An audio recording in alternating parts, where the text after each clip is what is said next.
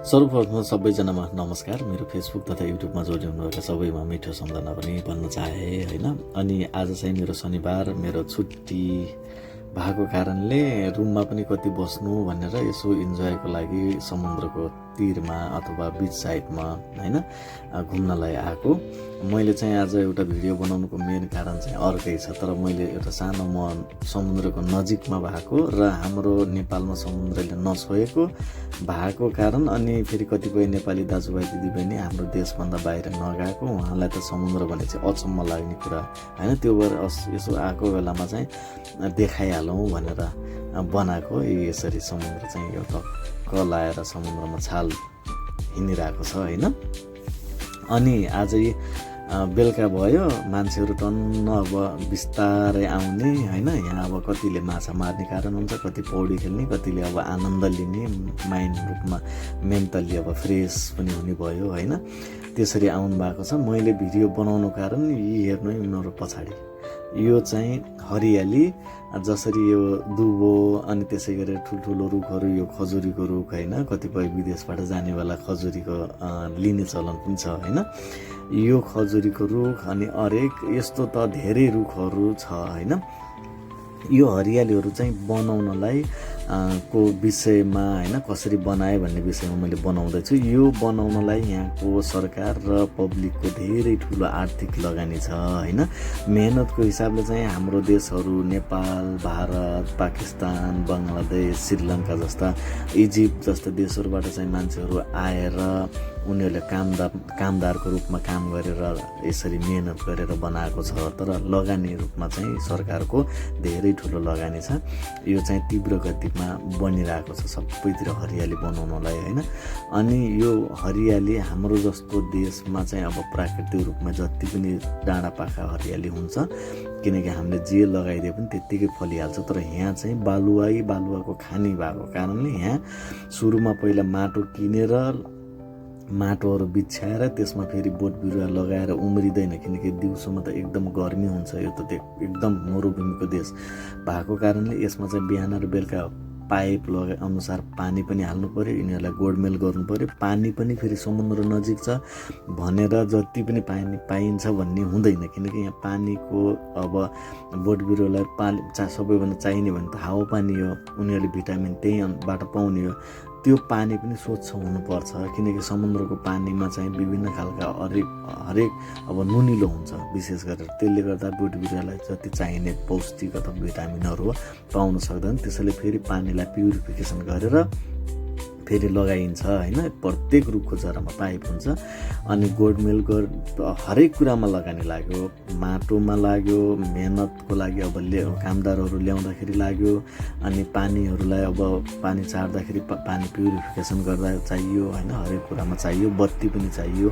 त्यो भएको कारणले लगानी धेरै ठुलो लगानी लाएर मान्छेहरू बाहिरबाट ल्याएर आकर्षित गराइरहेको छ होइन। यस्तो मरुभूमि देशमा पनि, मरुभूमि त बालुवाले बनेको हो नि त, तर पनि यहाँ जङ्गल के अरे यो हरियालीले एकदम मनमोहक बनाइसकेपछि टुरिस्टहरू अथवा बाहिरबाट आउने मान्छेहरू पनि फेरि आवत जावत बढिरहोस् भनेर पनि एउटा उनीहरूको एउटा प्लान पनि होला होइन।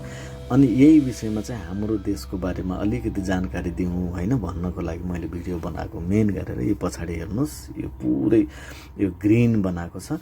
यो हाम्रो देशमा चाहिँ बिना लगानी यो हरियाली छ।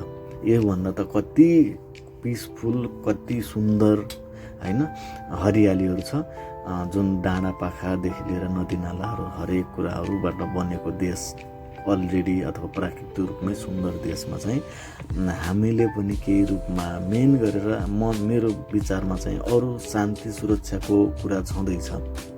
हामी नेपालीहरू त्यति धेरै अशान्तिहरू चाहन्नौँ, शान्ति सुरक्षाको बेग्लै छ। तर यो अर्को कुरा दुईवटा चाहिँ सरकारले ध्यान दिन सक्ने हो भने धेरै हामीले पनि फाइदा लिन सक्छौँ त्यो प्राकृतिक रूपमा भएको हरियाली वन जङ्गलहरूबाट। किन एउटा कारण चाहिँ हाम्रोमा जुन हरियाली डाँडाकाँडाहरू छ त्यहाँ जानको लागि अथवा त्यहाँ टुरिस्टहरू त्यहाँसम्म पुग्नको लागि चाहिँ अलिकति अब यातायातको सुविधाको लागि हामीले केही पहल गर्न नसक्ने, बाटोघाटोहरूदेखि लिएर हवाई यात्राहरू पनि सजिलो छिटो होस् भन्नको लागि त्यसमा ध्यान दिने, बाटो नपुगेको ठाउँमा राम्रो खालको बाटोहरू के अरे विकास गर्ने र अर्को कुरा भनेको बाह्य पर्यटकहरूलाई चाहिँ नेपालको बारेमा धेरै प्रचारहरू गर्ने।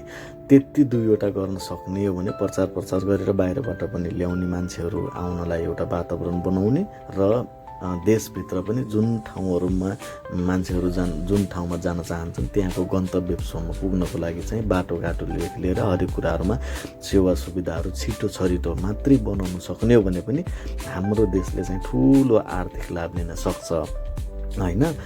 त्यो भएर मान्छेहरूले यस्तो खाडीमा अब यसरी एउटा बालुवाको देशमा पनि हरियाली बनाउँदैछ, हामीले चाहिँ अलरेडी भएको हरियालाई युटिलाइज गर्न सकिरहेको छैन। त्यसले गर्दा त्यो दुईवटा कुरामा चाहिँ हाम्रो सरकारले पनि अलिकति ध्यान दिएर अब आउने अथवा अहिले भइरहेको सरकार मार्फत चाहिँ यो कुरामा ध्यान जाओस् भन्ने मेरो एउटा कामना पनि हो होइन। अनि अब हामी जनताहरूले गर्न सक्ने ठाउँ अथवा बाटो हामीले गर्नु पर्यो होइन। हाम्रो पहलमा हुने काम हामीबाट गर्नु पर्यो। त्यसको लागि चाहिँ अब शान्ति सुरक्षादेखि लिएर हरेक कुरा होला त्यो हामीले गर्नु सक्नु पर्यो। अनि त्यो सरकारसँग हरेक कुरामा जोडिन सक्नु पर्यो। त्यो सरकारले चाहिँ मेन गरेर त्यस्तो खालको पोलिसीहरू ल्याउन सक्ने हो भने धेरै ठुलो लाभ लिन सकिन्छ। रोजगार सिर्जना भयो भने हामी जस्तो धेरै युवा युवती बाहिर पनि आउनु पर्दैन। जता हेऱ्यो नेपाली छ बाहिरतिर होइन। यो कम गरेर आफ्नै देशमा पनि लगानी गरेर आफ्नै देशमा रोजगारी निर्माण अथवा भयो भने हामी सबैले रोजगार पनि आफ्नै देशमा पाउने भयो। आफ्नो देशको बारेमा चारैतिर चर्चा पनि हुने भयो।